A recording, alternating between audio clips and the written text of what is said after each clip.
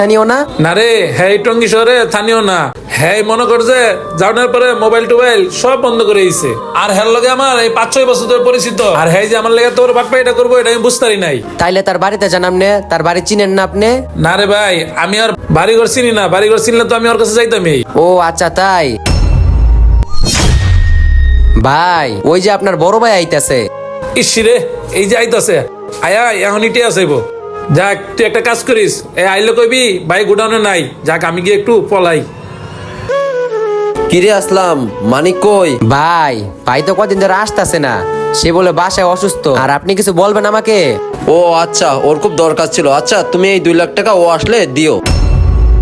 ভাই 2 লাখ টাকা কিসের? 2 লাখ টাকা লোন উঠাইছিলাম বাড়ির কাজ ধরবো বলে। পরে আমি শুনলাম আমার ভাইয়ের ব্যবসাটা নাকি অনেক খারাপ যাইতেছে, তাই ভাবলাম 2 লাখ টাকা ওরে দেই, ও ব্যবসাটা আবার সুন্দর করে শুরু করুক। আমার ভাই তো অনেক মানুষের বিপদে হেল্প করছে, কিন্তু আমার ভাইয়ের বিপদে কেউ নাই।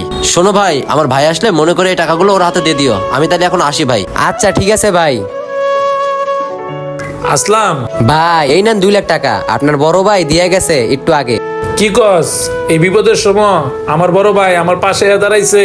ভাই একটা কথা কই, রাগ করেন না। রক্ত যতই খারাপ হোক, বিপদের সময় আপন মানুষই পাশে থাকে। বাইরে শুধু আজীবন খালি বলেই বুঝা গেলাম। আজকে এই বিপদের দিনে আমার ভাই এসে আমার পাশে দাঁড়াইলো। যাই হোক বন্ধুরা, এই ভিডিও আপনার কাছে কেমন লাগলো? যদি ভিডিওটা ভালো লেগে থাকে তাহলে অবশ্যই লাইক, কমেন্ট, শেয়ার করে ফলো করে পাশে থাকবেন। সবাইকে ভিডিওটা দেখার জন্য ধন্যবাদ।